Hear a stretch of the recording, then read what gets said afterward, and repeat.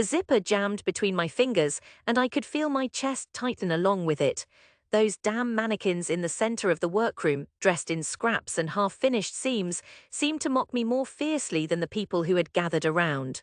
My design was unfinished, and I knew it.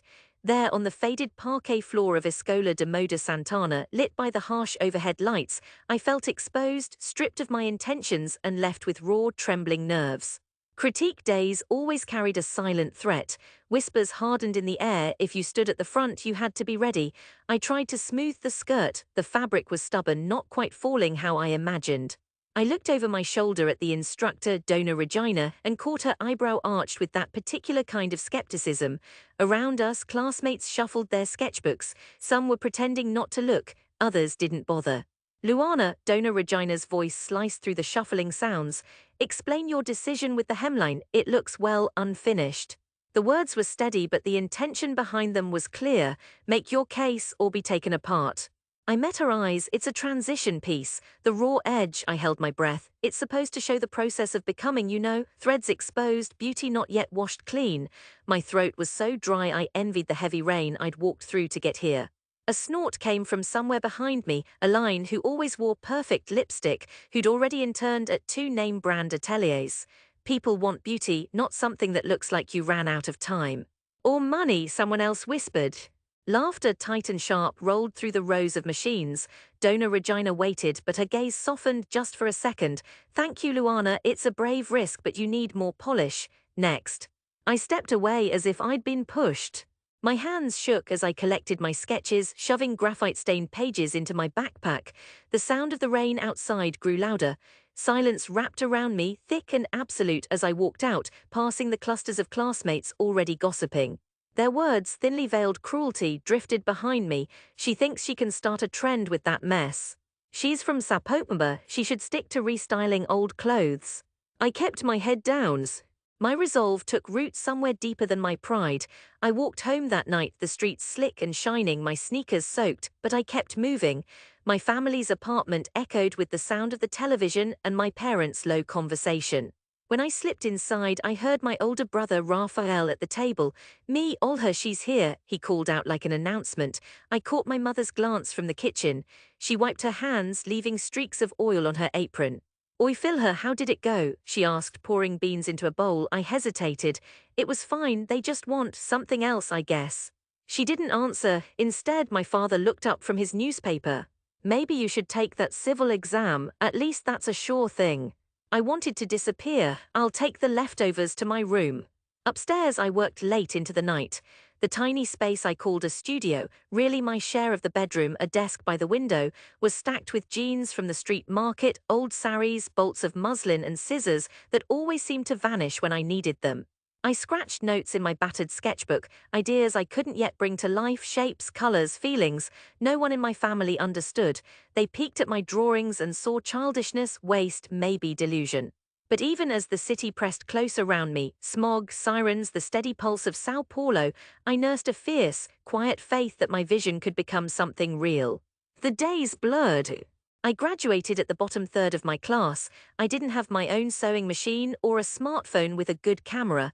While friends landed internships, I delivered groceries and worked behind the counter at a bakery, sketching between orders. My mother watched with wordless disapproval, helping pay for fabric sometimes, but sighing each time she handed me a crumpled 50-real note. At the neighborhood bar, Raphael would laugh, telling his friends, Minha Irma wants to be the next Versace. His laughter strung, but I kept showing up, pulling from every YouTube tutorial I could find, begging ends of fabric from neighbors, entering every online contest, no matter how small. The first year, nothing happened. Second year, I sold 2 dresses at a Christmas craft fair for less than the bus fare I'd spent getting there. Third year, I watched as my best friend moved to Portugal, posting her design degree and bright Lisbon mornings on Instagram.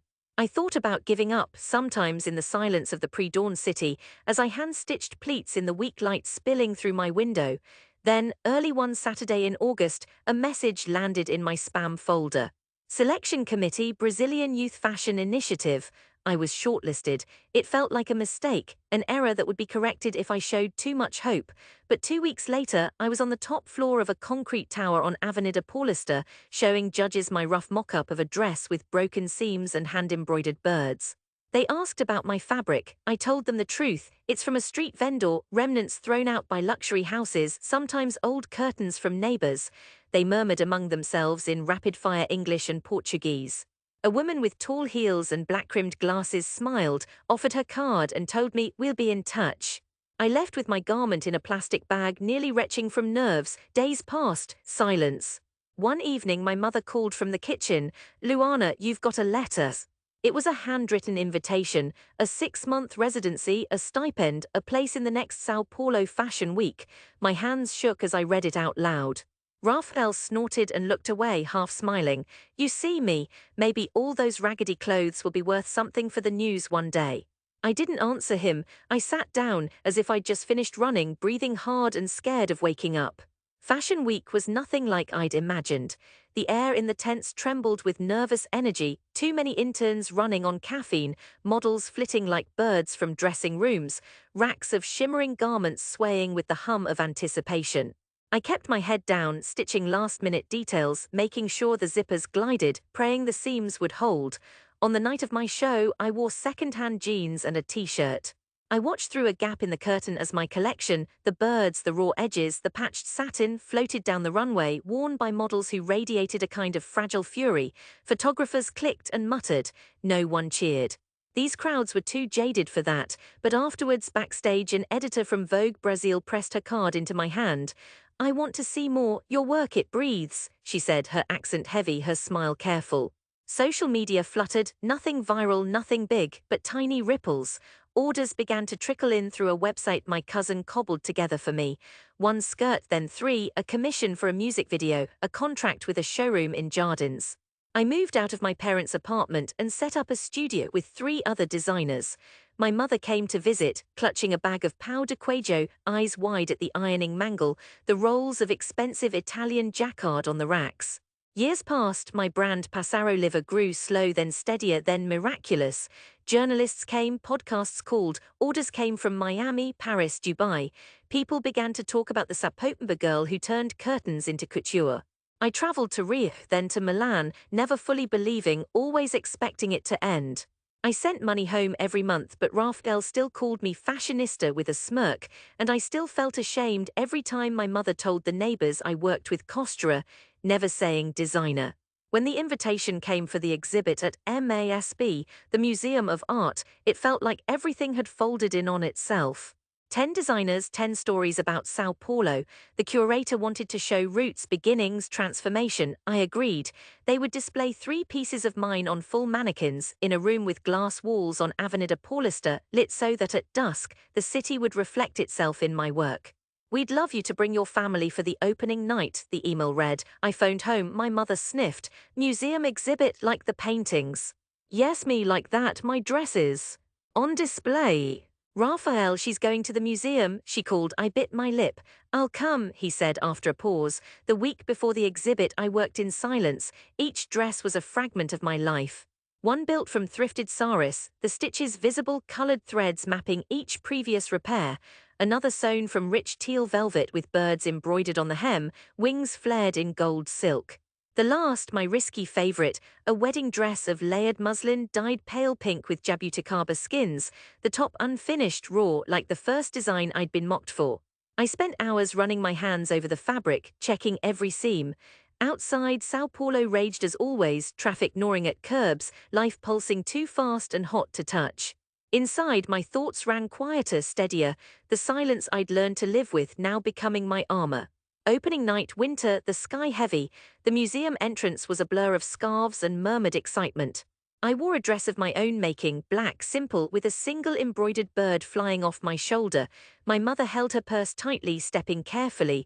Raphael bounced on his heels, nervous for once. Inside, under the bright lights, a hush met us.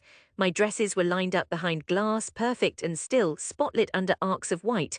The room was full, curators, journalists, old classmates. I felt the pitch of my stomach drop when I saw Dona Regina near the back, flanked by two of my old rivals from design school, Aline and Clara, laughing as they circled the displays, their heels clicking on polished concrete.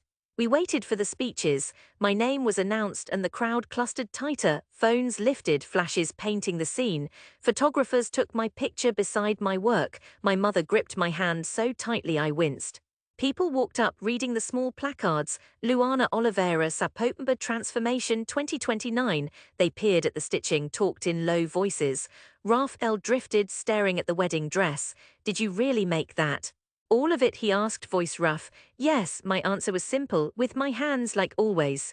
A group approached, two fashion buyers, a reporter, an old school friend I only half recognized. They gestured to the mannequin in velvet, circling slowly. Your work is honest, it feels alive, the reporter said. His eyes flicked past my family to the raw-edged dress, the one that looked like it wasn't finished. It takes courage to leave it that way, he added. I heard a familiar laugh behind me, Aline and Clara talking to Dona Regina. Remember when she tried to pass off a hemline like that in school? Aline sounded amused. Dona Regina shook her head, but her eyes found mine. She stepped forward. Luana, her voice older now, was careful. You saw something then most of us never do. I'm proud to have taught you. It landed with weight I hadn't expected. I felt something shift inside, a release, old shame loosening its grip. I nodded, not trusting my voice. Journalists crowded, asking questions about Sapopemba, the old machines where my first ideas came from. I answered in clipped, careful sentences, resisting the urge to shrink away. My mother, never one for praise, turned to Raphael.